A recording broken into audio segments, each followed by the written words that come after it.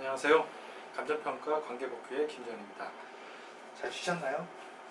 자, 좀 이어서 좀 더 설명을 드리고 이 강을 시작하도록 하겠습니다. 자, 여기까지 했죠? 그래서 계획의 단위는 특광, 특, 시군이 되는 거예요. 도가 아니라 시군 단위로 계획을 짜게 되는 겁니다.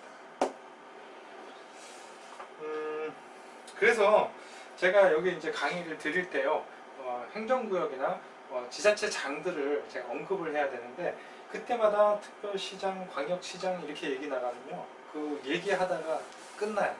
그래서 뭐라고 부를 거냐면, 계획의 단위가 되는 여기 지역 도시를 말할 때는 특광, 특특시군이라고 얘기할 거고요. 그 다음 여기에 지자체장들은 뭐죠? 광역자치단체장이죠. 얘네들은 뭐라고 부를 거냐면 시도지사라고 부를 거예요. 자, 여기는, 자, 여기다 쓸게요. 여기는 뭐라고 부를 거냐면 시도지사라고 부를 겁니다. 그렇죠? 특별시장, 광역시장, 자치시장, 도지사, 도지사니까 시도지사 그러면 말이 되죠. 자, 그럼 그 밑에는요, 그 밑에 여기는 시군이라고 부를 거예요. 시군, 여기는 시군이라고 부를 겁니다. 그리고 여기는요, 특별시와 광역시 밑에 있는 것은 구청장 등 이렇게 부를 거예요. 여기다 쓸까요? 구청장 등 이렇게 부를 겁니다. 자, 근데 사람들이 헷갈리는 게 뭐냐면, 수험생들이 헷갈리는 게 뭐냐면, 여기 시도지사가 나오는데 여기 또 시군 나오니까 둘 다 시가 나와요. 그래서 이제 혼동이 되는 거예요. 그러면 같은 시라도 여기에 있는 시장이랑 여기 기초자치단체에서 도지사 밑에 있는 시장은 한 단계 밑이죠. 예, 같이 시장이 만나면 아래 있는 시장이 위한테 인사해야죠. 예, 그래서 위아래가 틀려요. 그래서 이걸 보고 문맥상 보고 여기는 도 밑에 있는 시구나, 여기는 광역시의 시구나, 이렇게 이해하시면 됩니다. 그 다음 대도시 시장도 가끔씩 나올 거예요. 왜냐하면 광역시에 여러 가지 권한들이 있는데, 시도지사한테 권한이 있는데 도 밑에 대도시 시는요 굉장히 크잖아요. 크기 때문에 그 도지사의 권한을 어느 정도 이제 업무를 위임했습니다. 위임했기 때문에 이 도 밑에 있는 대도시 시장을 같이 부를 필요가 있어요. 그래서 시도 이럴 때는 시도 대장 이렇게 부를 거예요. 시도 대장은 뭘 승인한다, 뭐 이런 식으로, 뭘 결정한다, 이런 식으로 얘기를 할 거예요. 그러면 시도는 광역자치단체의 시도지사를 얘기하는 거고, 여기에 대장은 누구죠? 도지사 밑에 있는 대도시 시의 시장을 얘기하는 겁니다.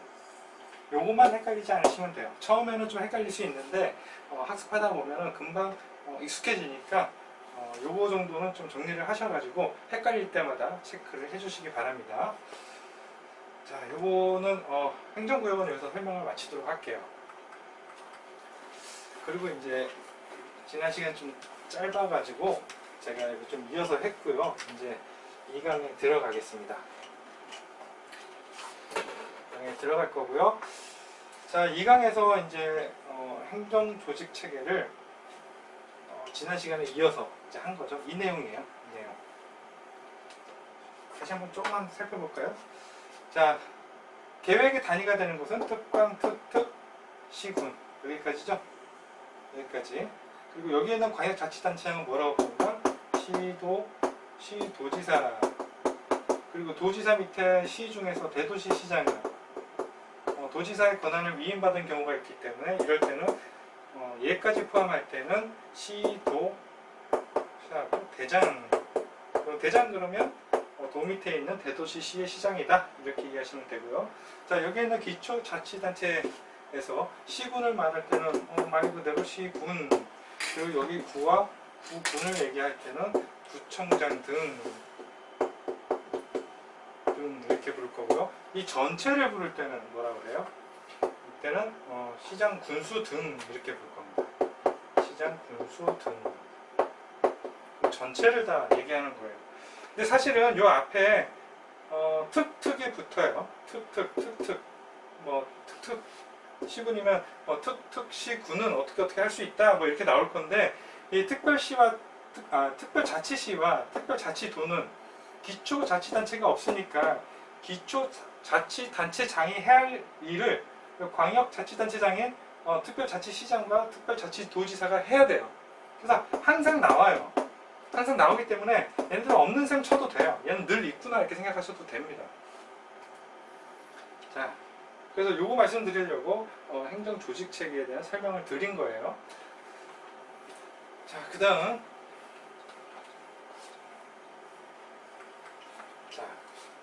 책을 잠깐 볼게요. 이제 용어에 대한 얘기입니다. 용어. 책을 처음 보시면요. 제가 책에 대한 설명을 좀 드리겠습니다. 책을 보시면은 이렇게 밑줄 쫙 거진 거 있어요. 밑줄 쫙 거진 거는 예전에 기출된 부분이에요. 시험에 나왔던 부분이에요. 그리고 위에 조그만 글씨로 뭐 예를 들어서 29 이렇게 돼 있어요. 그러면 앞에 아무것도 안 붙어 있으면 요거는 공인중개사 시험 29회 때 나왔다는 얘기고요. 뭐 감 20 이렇게 나오면 간평사에서 20회에 나왔던 부분이란 얘기예요. 막 이런 게 막 19, 21, 뭐 25 이렇게 막 쫙 붙어 있어요. 이 얘기는 뭐죠? 너무 많이 나왔다는 거죠. 이만큼 횟수가 반복해서 나오는 거니까 여기는 반드시 학습을 해야 된다 그 얘기죠. 그 다음 이게 점선으로 된 게 있어요. 점선으로 됐다는 얘기는 아직 시험에는 안 나왔어요. 그러나 나올 확률이 있다 이 얘기예요. 그래서 가급적이면 이렇게 밑줄 쳐 있거나 점선으로 된 부분만 나오게 하고 싶은데 아예 줄도 없는 부분도 있죠. 그럼 이거 왜 책에 왜 넣어놨냐? 전체 흐름상 이 내용이 빠져버리면 이상하기 때문에 넣어놓은 거예요. 그리고 혹시라도 나올 수 있기 때문에 넣어놓은 겁니다. 그러면 집중적으로 학습해야 되실 부분은 계속 진출도가 높은 곳이겠죠. 이 부분. 그리고 여력이 된다 그러면 점선 부분. 그 다음 여기는 아무것도 없는 부분은 그냥 읽어보시면 돼요. 자, 그러면 책을 한번 보도록 하겠습니다. 자, 제일 처음에 나오는 게 총칙 부분인데요. 정의 부분은 빼버렸고 제일 처음에 나오는 게 용어입니다. 용어. 너무 잘 나와요. 너무 잘 나와요. 반복해서 읽어주셔야 되고요. 계속 정확하게 공부를 하셔야 돼요. 그 안에 나오는 용어가 지문에 나온다 그러면 이게 무엇을 얘기하는지 정확하게 찾아낼 수 있을 정도로 학습을 하셔야 되는 부분인데 자, 여기서 제가 이거 하나하나 다 짚고 넘어가지 않을 거예요. 왜냐하면 뒤에 가면 어차피 다 나올 내용입니다. 어차피 다 나올 내용이기 때문에 지금 이거 보셔봐야 이해가 안 돼요. 한 바퀴 도시고 돌아와봐야 이게 그 얘기였구나 라고 이해가 되는 겁니다. 자, 그래서 여기 용어의 정의 파트에서는 뒤에 가서 짚고 넘어가지 않을 내용만 일단 한번 보도록 하겠습니다. 자, 이 용어의 정의라고 나오고요. 1번 광역도시계획에 대한 정의가 나오고 2번 도시군 계획에 대한 내용이 나와요. 자, 도시군 계획 이거 중요한 거예요. 뒤에는 안 나와요. 도시군 계획. 자, 이거 보면 도시군 계획이란 특광, 특시, 군, 그렇죠. 특시, 군의 관할구역에 대하여 수립하는 공간구조와 발전 방향에 대한 계획으로 도시군 기본계획과 도시군 관리계획으로 구분한다. 여기서 핵심 키워드는 도시군 계획은요, 도시군 관리계획과 도시군 기본계획과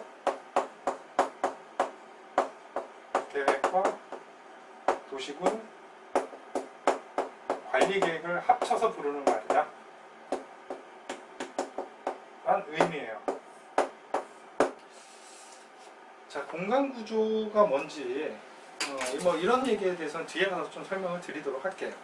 자, 그 다음 쭉 이제 보시고 4번 같은 거 보세요. 도시군 관리계획 나오죠. 도시군 관리계획으로 이게 막 사정없이 나왔던 문제예요. 나왔던 부분이에요. 도시군 관리계획에서는 하고 싶은 얘기가 뭐냐면 도시군 관리계획으로 결정할 수 있는 게 뭐냐 이거 묻는 거예요. 제가 아까 전에 전 시간에 제가 강조했던 부분이죠. 그래서 뭐가 결정할 수 있다고 했죠? 용계, 기도, 지일.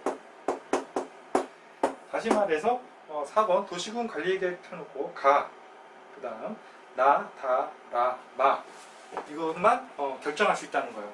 여기서 마에서 지구단위 계획구역 나오는데 거기서 입지규제 최소구역도 입지규제 여기 입이 입지규제 최소구역이죠. 입지규제 최소구역. 또 뒤에 가서 배울 거예요. 이게 무슨 말인지 모르셔도 됩니다. 입지규제 최소구역. 요것도 도시군 관리계획으로 결정하는 거예요. 그래서 농계, 기도, 지입 요거는 도시군 관리계획으로 결정한다는 거 꼭 정리를 해두시기 바랍니다. 자, 그 다음 이런 게 있구나. 일단 넘어가세요. 뒤에 학습을 하면 앞에 거 다 알 수 있으니까. 그 다음 또 보셔야 되는 게 11페이지예요. 그 11번 보시면 도시군 계획 사업이라고 나오죠. 도시군 계획 사업이 뭐냐? 이것도 아까 처음 설명드릴 때 나왔던 내용이지만 다시 한번 설명을 드릴게요. 도시군 계획 사업. 도시군 계획 사업이 뭐냐? 자, 도로 같은 거, 기반시설. 기반시설은 되게 많죠. 여기 책에도 나오다시피 기반시설은 뭐 많아요. 뭐 녹지, 공원, 학교, 공공시설, 체육시설, 뭐 폐기물 처리장 이런 거 되게 많은데 이런 기반시설을 도시군 관리계획으로 결정을 하면 도시군 계획시설이 된다고 그랬죠. 도시군 계획시설이 돼요. 뭐 때문에 이런 도시군 계획시설로 바뀐다고요? 기반시설을 도시군 관리계획으로 결정을 하면 뭐 명칭, 규모, 뭐 종류 이런 것들이 결정이 되니까 결정된 것들은 좀 이름이 달라야겠죠. 그래서 이렇게 이름을 도시군 계획시설로 부르는 거고요. 이 시설을 설치하는 사업을 도시군 계획시설 사업이라고 하는 거예요. 시설 사업. 시설 사업이라고 하는 거예요. 그래서 도시군 계획시설 사업이랑 도시개발 사업. 임야나 농지에 새로운 신도시를 만드는 거죠. 도시개발 사업. 신도시나 단지를 만드는 거예요. 그 다음 정비사업. 도시가 이미 만들어졌는데 노후돼 갖고 이걸 새로 재건축하거나 재개발해야 되는 게 정비사업이죠. 예, 그래서 이 세 개의 사업을 가지고 도시군 계획 사업이라고 한다. 이 내용이 중요하다는 얘기였어요. 그 다음 13번 보시면 공공시설이라고 되어 있죠. 공공시설에 추가적으로 좀 하나 적어 놓으세요. 공공시설이 뭐냐? 공공시설이 뭐냐? 도로, 공원, 철도, 그다음 수도입니다. 수도 그리고 대통령이 정하는 공공용 시설이에요. 공공용 시설. 그래서 책에 보시면 이 내용이 없죠. 이거 가로쳐놓고 이거 넣어놓으세요. 공공시설이란 도로, 공원, 철도, 수도 그리고 공공용 시설을 말한다. 공공용 시설은 책에 나온 거대로예요. 1번, 2번, 3번 보시면 되고 그 다음 국가계획이에요. 국가계획. 자, 국가계획은 뭐예요? 국가계획은 국가의 정책 목적을 달성하기 위한 계획이에요. 어떤 정책인지 모르겠지만 어떤 정책을 펼치기 위한 계획이에요. 그 계획 중에서도 우리가 앞으로 배울 도시 기본계획, 도시군 기본계획 또는 도시군 관리계획으로 뭔가 결정해야 되는 것들을 얘기하는 거예요. 여러 가지 국가계획이 있겠지만 이 중에서도 이것과 관련이 있는 국가계획을 얘기하는 거예요. 뭐 어디 산업단지를 만든다. 그럼 그 지역을 공업지역으로 만들어야 되겠죠. 그러려면 도시군 기본계획으로 계획을 잡고 도시군 관리계획으로 여기를 공업지역으로 정해야겠죠. 그러니까 이게 필요로 하는 계획을 얘기하는 거예요. 자, 이렇게 이해하시고 정비법에서는 용어에서는 한 이 정도를 일단 정리를 하시고 그 다음 뒤에 가시면 앞에 거 다 다루니까 지금 이제 성급하게 학습하지 않으셔도 좋습니다. 한번 쭉 읽어만 보세요.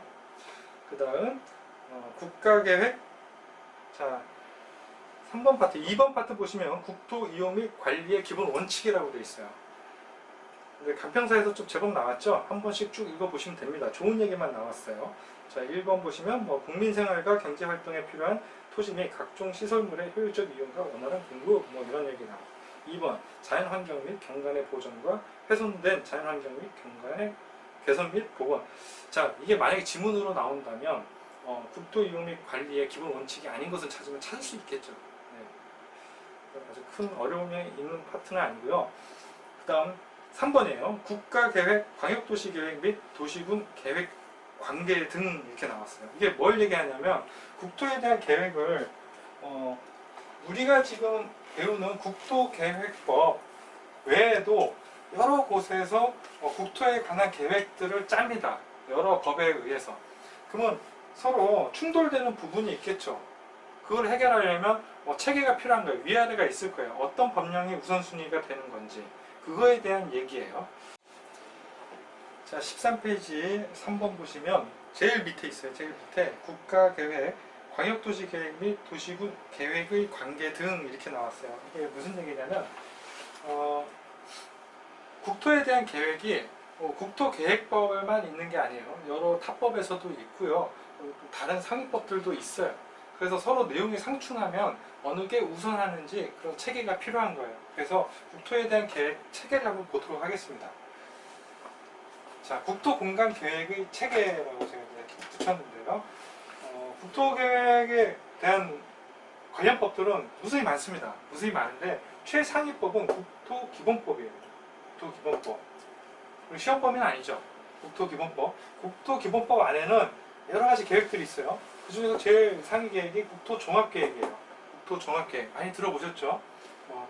제가 5차 국토종합계획 이런 것들. 그다음 그 밑에 도종합계획이 있고 시군종합계획이 있고 지역계획, 부문계획들이 있어요. 부문계획 그러면 철도계획이나 항공공항 이런 것들, 큰 기반시설이 되는 것들 그런 것들을 얘기하는 거고요. 그 다음 그 밑에 인구의 절반이 사는 곳이 수도권이죠. 그래서 수도권에 대한 정비계획법이 굉장히 상위법에 있습니다. 그래서 수도권 정비계획법이 두 번째로 높아요. 그래서 위로 갈수록 상위법이라고 해요. 상위법. 위에 있으니까 상위법, 아래에 있으니까 하위법이라고 해요. 이게 상대적인 거예요. 시군 종합계획은 도 종합계획에 비해서 하위법이 되는 거죠. 하위 계획이 되는 거예요. 그 다음 수도권 정비계획 밑에 우리가 학습할 국토계획법이 있어요. 국토계획법에는 이 세 개의 계획이 있습니다. 그래서 우리가 배울 광역도시군 계획, 도시군 기본계획, 도시군 관리계획이 있는 거예요.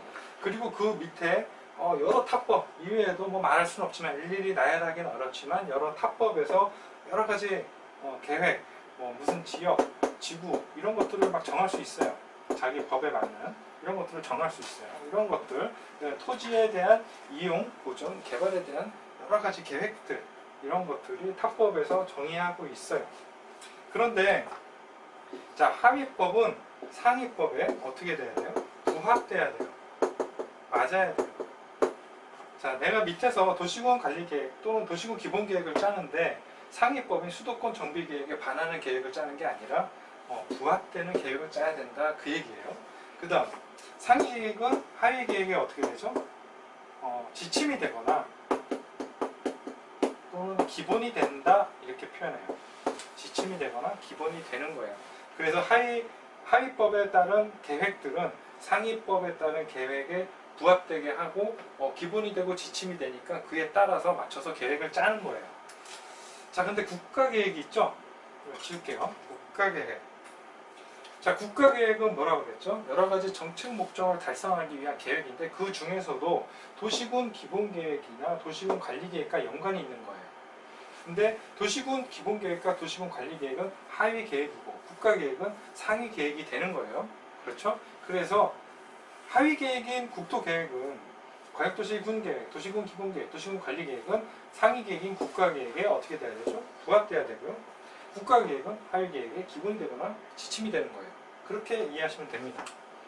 그런데 만약에 상위 계획과 하위 계획이 서로 달라요. 이럴 때는 어떻게 하냐는 거죠. 다르면 상위 계획이 우선한다.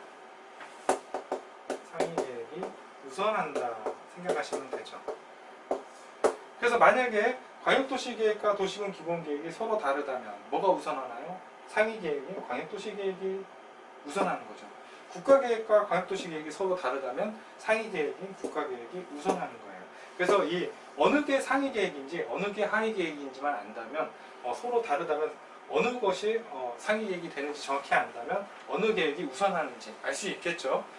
이 얘기를 여기서 지금 다루는 겁니다. 국가계획, 광역도시계획 및 도시군 계획의 관계 이렇게 나오는 거예요.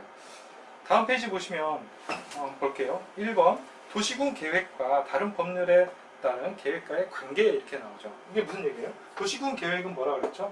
도시군 기본계획과 도시군 관리계획을 도시군 계획이라고 한다고 했죠. 이 계획과 다른 계획이라면 요거겠죠. 요거 읽어볼게요. 도시군 계획은 특광, 특특, 시, 군의 관할구역에서 수립되는 다른 법률에 따른 토지 이용 개발 및 보전에 관한 계획의 기본이 된다 그랬죠. 자, 하위 계획은 얘네고 상위 계획은 얘네죠. 그러니까 다른 계획에 뭐가 된다? 기본이 된다 그러는 거예요. 그렇죠. 요 내용만 알면 돼요. 상위 계획은 하위 계획에 기본이 된다. 여기다 쓸게요. 기본이 된다. 지침이 된다.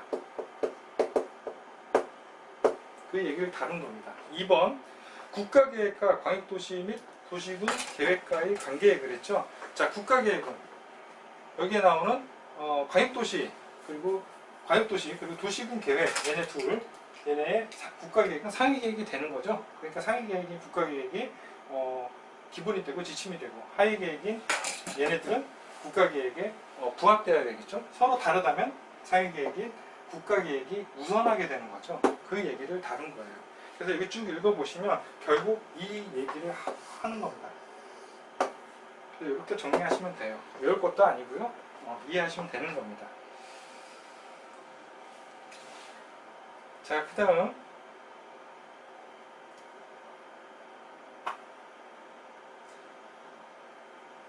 자, 다른 법률에 따른 토지 이용에 관한 구역 등의 지정 제한 1번 다른 법률에 따른 지역지구 구역 등의 지정 그랬죠. 여기서도 마찬가지예요. 여기 타법이 지역에 대한 분별 계획에 따른 지역, 구역 이런 걸 정할 때 지역, 지구 이런 걸 정할 때 어떻게 상위계획에 부합돼야 된다 그 얘기입니다. 읽어보겠습니다. 중앙행정기관의 장이나 지방자치단체의 장은 다른 법률에 따라 토지 이용에 관한 지역, 지구, 구역 또는 구역 등 지정하려면 그 구역 등의 지정 목적이 이 법에 따른 이 법이 뭐죠? 국토계획법이에요. 국토계획법에 따른 용도지역, 용도지구 및 용도구역의 지정 목적에 부합되도록 해야 한다. 자, 맞죠? 도시군 관리계획에서 용도지역, 용도지구, 용도구역을 지정하기 때문에 여기에 부합되게끔 여기에서는 타법에서는 계획을 짜라 그 얘기예요. 네, 결국 이게 핵심이 되는 거죠. 자, 그러면 오늘 여기 계획 절차에 대해서 좀 얘기를 나눠보고요. 이번 시간을 마치도록 하겠습니다. 자, 우리가 앞으로 배울 계획이 3개가 있었죠. 광역도시계획, 도시군 기본계획, 도시군 관리계획이 있어요. 근데 이 절차가 그 계획의 절차가요 대동소이해요.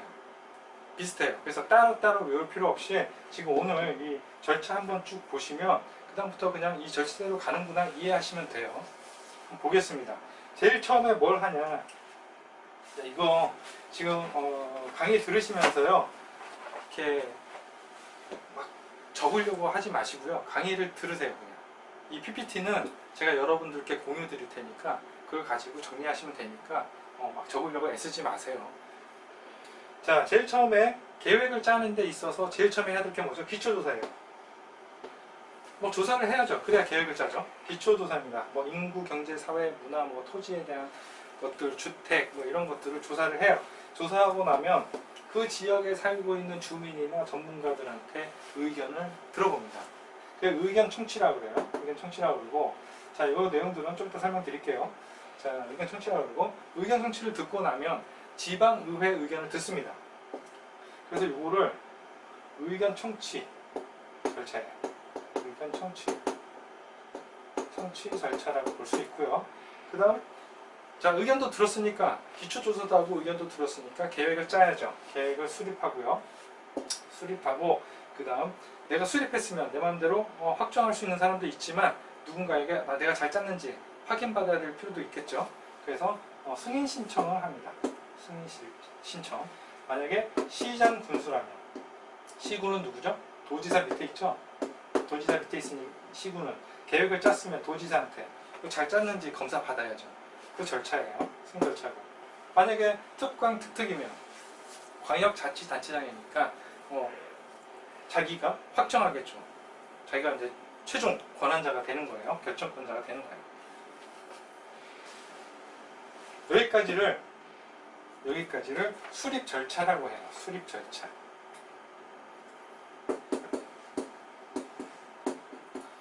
그래서 승인 신청을 하면 여기까지는 이제 승인 절차가 되는 거예요. 승인 절차. 승인 과정은 어떻게 되냐면, 자, 협의를 합니다. 나만 지자체장이 자기가 막 결정할 수 있는 게 아니라 관계 여러 행정기관들이 있겠죠. 그 행정기관들과 협의를 해요. 협의를 하고 나면 자기가 전문가가 아니니까 도시계획위원회 심의를 거칩니다. 심의를 거치고 그 다음 본인이 승인을 하고 그 다음 승인된 것을 누구한테 보내줘야죠. 도지사 같은 경우는 시장 군수들에게 다시 보내줘야죠. 내가 승인하고 넣어놓으면 안 되죠. 시군에게 보내줘야죠. 그럼 시군은 그걸 받아서 공고하고요. 그 공고되면 일반이 열람할 수 있게 되는 거죠.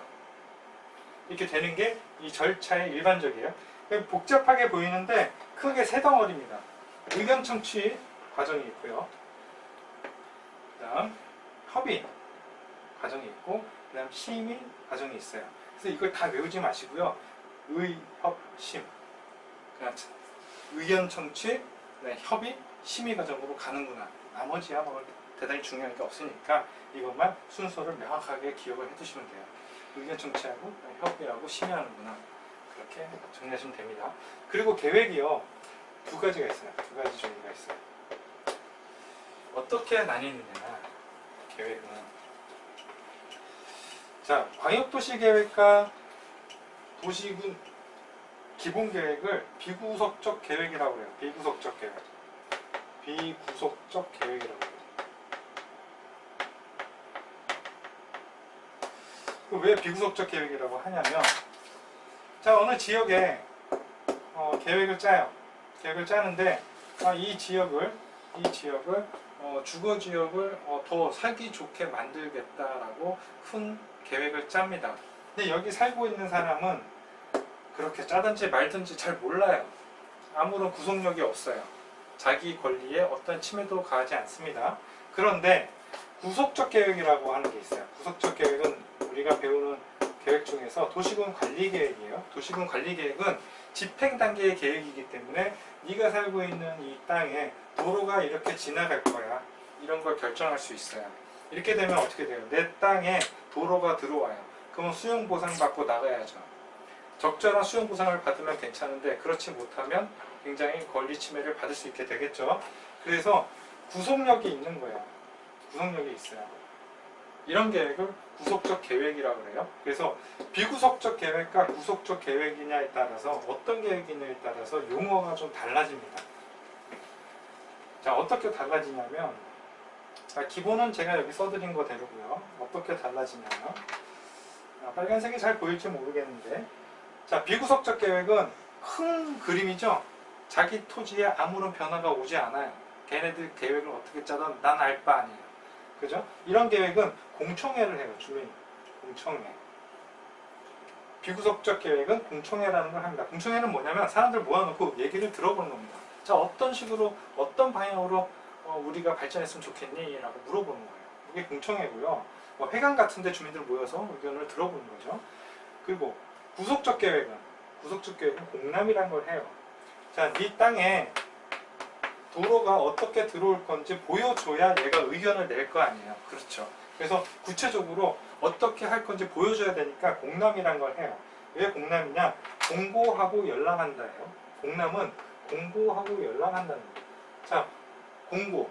와서 언제부터 언제까지 와서 보세요 라고 공고를 하면 사람들이 와서 열람을 하는 거죠. 그래서 공고하고 열람한다 그러는 거예요. 이거 합쳐서 공람 이렇게 얘기하는 겁니다. 비구속적 계획은 공람이다. 그렇고, 그 다음, 자, 계획을 짜는데 비구속적 계획은 수립이라고 표현하고요. 구속적 계획은 입안이라고 표현해요. 입안. 내용은 같은데 용어가 그냥 다른 거예요. 그래서 도시군 관리계획에서는 입안한다라고 하겠죠. 광역도시계획과 도시군 기본계획은 수립한다고 할 거예요. 그리고 비구속적 계획은 승인한다고 하고요. 그 다음 구속적 계획은 결정한다고 해요. 결정. 이게 또 차이가 나죠. 자, 그래서 나머지는 똑같고요. 나머지 또 공고하고 고시가 있는데, 공고는 비구속적 계획이에요. 그냥 공고하는 거고요. 구속적 계획은 고시라고 그래요. 내용상 같은데, 보여주는 건 이제 내용상은 같은데 뭐가 틀리냐면, 고시 그러면은 뭔가 효력이 지속되는 느낌이에요. 도로라는 게 하나 생겨서, 자, 고시 기간이 끝나면 도로가 사라지는 게 아니죠. 뭔가 계속 영속적이죠. 그래서 고시라고 하는 거고, 공고는 한번 이렇게 알려주고 마는 거죠. 그래서 좀 무게감이 좀 다르죠. 네, 그렇게 이해하시면 됩니다. 그래서 절차는 대략적으로 똑같아요. 거의 똑같아요. 이런 식으로 갈 거고요. 여기서 조금 더 설명을 좀 자세히 드리면, 자, 비구속적 계획은 광역도시계획이랑 도시군 기본계획을 얘기하는 거예요. 행정청은 다 구속적이에요. 다 구속적이에요. 행정청이니까 내가 그 계획에 대해서 구속력이 있죠. 행정청은 신경 쓸 필요 없고요. 국민이 비구속적 계획에서는 아무런 영향을 받지 않아요. 권리 침해를 받지 않기 때문에 행정쟁송의 대상이 되지 못해요. 행정쟁송이라는 것은 행정처분에 대해서 이의신청을 하거나 행정심판을 하거나 행정소송을 걸거나 하는 거죠. 불만이 있으니까 싸우는 거예요.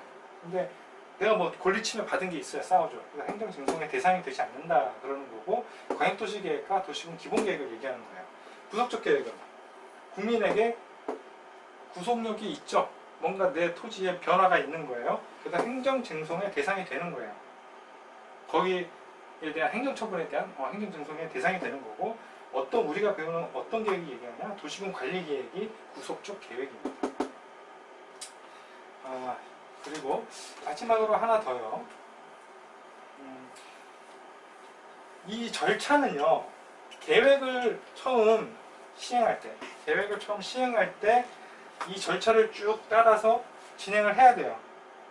그래야 절차적 하자가 없습니다. 하자가 있으면 나중에 이의 신청을 통해서 막 무효화시키고 그래요.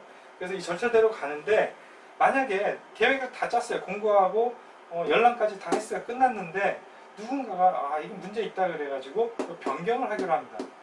변경을 하기로 하면 이 절차를 어떻게 해요? 생략하나요? 아니에요. 원칙은 처음부터 다시 기초조사하고 의견 듣고 해야 돼요. 변경하면. 또 폐지하는 경우도 마찬가지예요. 마찬가지인데 예외가 있어요. 예외가 뭐냐면 어떤 경미한 변경이에요. 사소한 변경. 사소한 변경이면 이 절차대로 쭉 가면은 안 되겠죠. 그래서 이 경미한 변경은 예외가 되는 겁니다. 그래서 어떠한 게 경미한 변경인가는 우리가 학습하면서 알아보도록 하겠습니다. 자, 이번 시간은 여기까지 하고 마치도록 하겠습니다. 여러분 수고하셨습니다.